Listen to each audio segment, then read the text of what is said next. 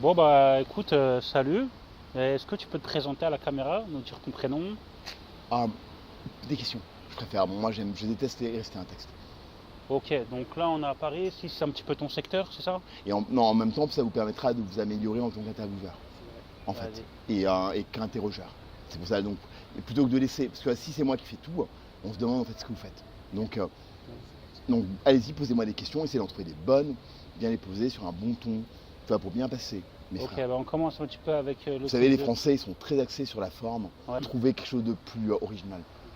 Ok, Mais si on posait ces questions-là, il n'y a pas de problème. C'est un conseil, c'est tout. donc là c'est un petit peu ton secteur? Non, en fait, je me présente, je m'appelle Alpha Bokhari.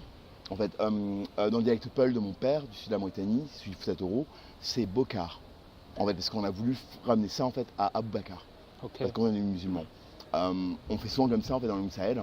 On garde en fait des mots anciens. C'est que tu remarques que les prénoms arabes, vous remarquez que les prénoms arabes des Africains, des Sahéliens, ne sont pas comme vous. Ils ont toujours un côté un peu ouais. déformé. Justement, Mauritanien, vous êtes un peu plus proche des Marocains et Algériens que des Non, en Sénégalais. fait, Parce que vous êtes, si je m'abuse, vous êtes dans la Ligue arabe.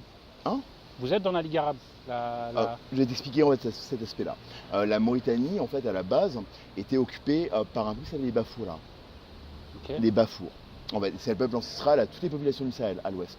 C'est-à-dire des Songhai Zarma, entre le Niger et l'est du Mali, jusqu'à Tombouctou, en fait, et au nord du Bénin, en fait, tout le long Tu parles de l'Empire Songhai et l'Empire du Mali? t'es trop fort, mon frère, très cultivé. C'est le dernier de nos grands empires.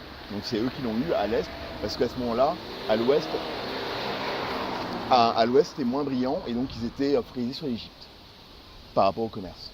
Ok. Voilà pourquoi ils ont. Avant, en fait, c'était totalement à l'ouest. Donc sur le fleuve Sénégal, jusqu'à la côte atlantique. Ok, je vois. Donc entre le Sénégal, la région qu'on appelle le Wallo, au nord, en fait, c'était aussi occupé, mais pas à cet endroit-là. Et après, jusqu'à la région de Djenné, donc à l'ouest du fleuve Niger, au Mali. Ok. En C'est fait, vrai que voilà. la Mauritanie, c'est pas très connu. Donc, en fait, c'était occupé par des populations noires qui s'appelaient les Bafours D'accord. et qui ont été refoulés plus tard par vos ancêtres berbères. Et donc, vous parlez un peu arabe là-bas, non? En fait, l'histoire, c'est que on a occupé cette région. En fait, on a même eu avec le Sonrail, en fait, une colonisation entre l'Algérie et le Maroc, au nord. Vous pourrez vérifier un village, une petite région qui s'appelle Tabel Bala. Mais en gros, ce que tu nous dis, c'est que tu te sens plus proche des pays comme le Sénégal et le Mali En fait, je que t'explique, du Maroc et de l'Algérie. mon père est Peul du sud de la Mauritanie. Ah voilà, c'est vrai. C'était Ma comme ça mère pour est tout, ouais. sénégalaise, en fait, par sa mère, donc Wolof, en fait, et par son père, franco-irlandais. C'était métis. Voilà. Moi, donc, j'ai un peu d'européanité. Là, tu vois, je parle assez bien français, comme un français à peu près. Et sinon, je suis africain. T'es déjà y allé? Bah, je suis né là-bas, mon frère. T'es né là-bas? Bien sûr, jusqu'à mes Ok. 7 ans. Et après, t'as fait beaucoup d'allers-retours? Quasiment tous les ans. Ok. Jusqu'à mes 15-16 ans. 17, 18, 19. Et il y a eu un espace entre mes 14-15 et mes 18-19, où j'ai été pour la dernière fois. Après, je suis retourné là en 2018 pour le décès de ma mère. Pour étaler ses cendres sur la tombe de sa grand-mère. Ça repose en paix. Ça a changé, ça s'est un peu développé là-bas? Ça ne fait que pourrir, mon frère. Ça fait que pourrir, hein. Il Ouais. n'y a pas d'investissement. Ça s'appauvrit en fait de plus en plus. Et à chaque fois que j'y allais, même pendant les vacances, quand j'étais enfant, j'ai remarqué que c'était plus en plus. Ouais, c'est dommage. J'ai entendu des Maliens, c'est à peu près la même. Ils me disent la même chose. À peu Bref, ce que je vais te dire pour l'histoire de la Mauritanie, c'est qu'à la base c'était occupé par nous. Et je te dis, le Sonrail en fait avait même un avant-poste entre l'Algérie et le Maroc, quasiment vers la Méditerranée. près. Ok. En fait, et le Sonrail, donc le Sonrail, l'Askia, l'empereur Sonrail, intervenait même dans les affaires des Émirats du Maghreb. Donc tu vois, Ouais, c'était un empire on est super beaucoup, puissant. Ouais, tombés ouais. en fait, nous Africains. On n'est plus pareil. Mais indépendamment de ça, en fait, les Banu Hassan, descendants des Banu Hilal, qui ont arabisé le Maghreb, donc vous-même berbères, en fait, sont arrivés chez nous D'accord. et ont arabisé les berbères de là-bas. Ok. En fait, il y avait deux États en fait berbères, le Brakna et le Trarza.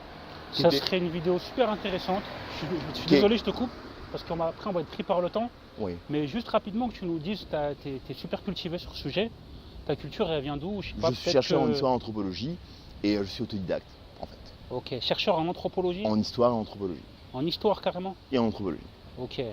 T'as En passé histoire des pour les grandes diplômes, En histoire pour les grandes civilisations, donc Grèce, Chine surtout, après Inde et monde arabe, T'as passé tes diplômes ici Civilisation. à J'ai Paris? passé une équivalence parce que j'ai toujours été autodidacte. D'accord, à Paris?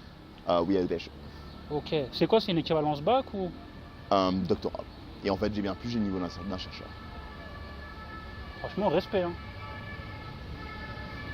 Et Mais vous êtes très cultivés, frère. C'est la leçon rail, il y a beaucoup d'Africains qui ne connaissent pas. Il y a oui, même- je même connais l'em- dans les grandes lignes, mais toi, franchement, t'as Non, réussi à même bien- l'Empire du Mali, ils ne le connaissent pas alors que vous le connaissez tout de suite. Je crois que c'est les nouvelles générations, elles s'intéressent un peu plus à leur culture, à leur, tu vois. Or, il y en a des bien plus âgés que vous qui ne connaissent pas. Il y a Ouais. même des Maliens qui ne connaissent pas. Même la majorité d'entre eux. Vous connaissez l'Empire du Mali? Et quand tu faisais tes études, tu bossais Vous un petit connaissez peu. l'Empire du Mali? L'Empire du Mali? Ouais. Parce que tu connais son L'Empire rail. du Mali, ouais, on connaît un peu. Mansa Son- Moussa, l'homme le plus riche du monde. Ah, chambé, mon frère. Tu sais qu'il a dévalué le cours de l'or au Moyen-Orient pendant, ouais, quand il a fait son voyage à la Mecque. pendant, il a oui, pendant, distribué de la- pendant une dizaine d'années. Ouais. Mais cet imbécile, il a simplement vidé le trésor de l'Empire. Et donc il s'est effondré après. Parce qu'il a voulu, en bon négro, épater les Arabes. Ok, et sinon, tu peux nous expliquer ce qui t'est arrivé? Bah, tu as fait des études et tout, tu partais beaucoup au bled. Une maladie, Qu'est-ce qui s'est passé? une maladie, un divorce. À la suite, le décès de ma mère. J'ai été complètement... comment dire? J'étais HS. Je passais mon temps à dormir à cause des médicaments, 18 heures sur 24, pendant des années, quasiment. Mais là, je retrouve mes capacités et je vais sortir de la rue. Excuse-moi, c'est le divorce, c'est ça qui t'a. Alors ça, à la rigueur, ça a été plutôt une bénédiction. Parce qu'en fait, quand tu es avec quelqu'un pendant 15 ans, et que cette personne, à cause de ta maladie, te laisse tomber, alors que tu pensais que ça n'arriverait jamais, tu te rends compte en fait de la valeur des gens. C'est quoi à ce moment-là, tu avais une bonne situation et après ça s'est. Non, je faisais qu'étudier. J'ai toujours fait qu'étudier et j'attends encore de sortir. Parce que j'adore étudier. Et je pense qu'on n'est jamais suffisamment savant pour se considérer savant. C'est sûr. Mais là, il serait temps que je publie. Et vous allez m'y aider. Merci. Ok. Là, je vais aller vite me trouver quelqu'un pour me donner des vêtements et ou m'en acheter si j'ai pas. Et après, je file au cybercafé. Ok. Et sinon, depuis que t'es dans la rue, tu fais à peu près comment pour te débrouiller? On sait que c'est un peu Avec difficile, la manche, mon frère. Parce que les gens aident quand même. Mais en ce moment, c'est très dur. un C'est-à-dire peu que dur, c'est sûr là avec. quand tu fais 2 euros en une heure, t'es content. J'imagine c'est pas la bonne. Ouais. Et au niveau des addictions, t'as des petites. J'en ai aucune, T'en as aucune? sauf le crack. Depuis les 3-4 mois après que je suis à la rue. Parce que ça aide.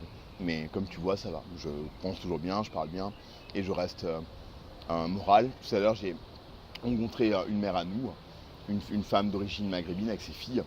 Elles étaient belles, vraiment, elles avaient l'air pures avec le voile, etc. Mais tu vois pas intégristes, mais tu vois vraiment des gens en fait de religion, tu vois, qui ont la dina, tu vois. Voilà. Mais elle a eu peur, elle s'est rapprochée de ses filles. Ça m'a beaucoup vexé quand je me suis approché. Donc je lui ai dit, madame, je suis pas dangereuse, c'était pas la peine. Et après, en partant, j'ai dit, bonne soirée mes sœurs.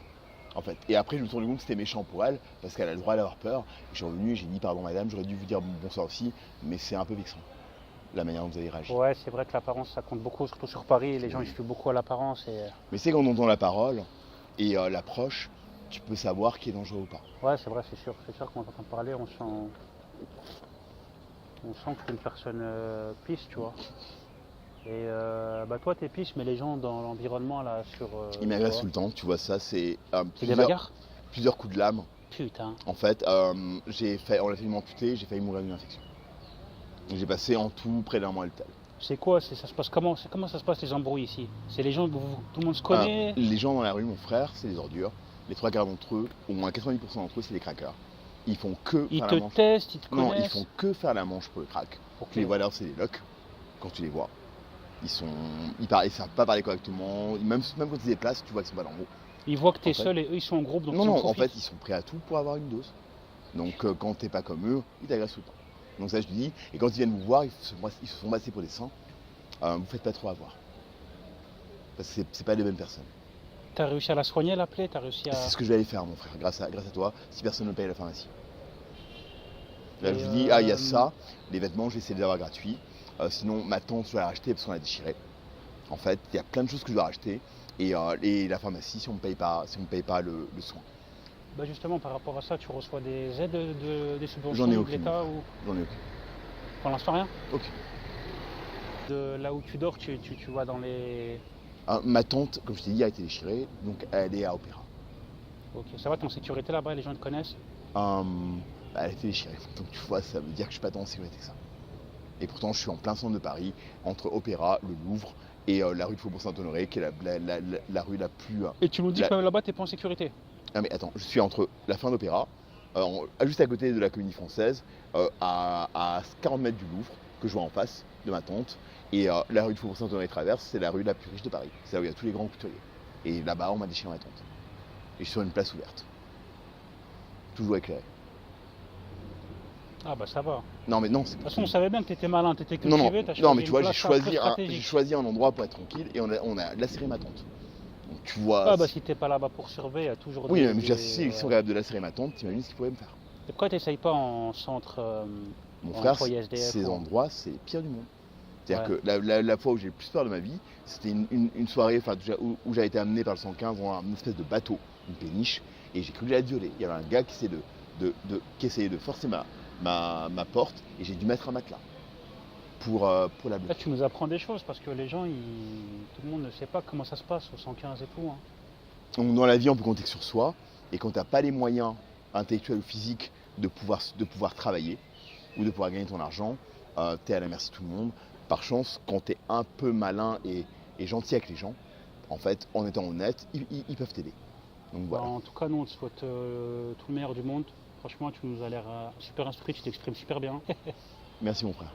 Et dis-nous, t'as pas des coordonnées si des gens ils sont touchés par ton histoire et ils veulent essayer de te joindre? Bah, écoutez, il n'y a t'aider. pas de problème. Vous me dites vers où vous traînez. Quand, par exemple, si vous avez une habitude, un endroit où vous n'êtes pas de manière sûre, moi, comme je suis mobile, je viens vous voir. À ce moment-là, vous me donnez rendez-vous parce que j'ai pas de téléphone. Je vous verrai avec plaisir. D'accord. On imagine qu'on pourra te retrouver dans ces endroits-là vers Je suis les pas coups de souvent ici. 17h. Je suis pas souvent ici et j'ai pas vraiment d'horaire. Ok. De toute Mais, façon, tu nous as dit où tu dormais. Ouais.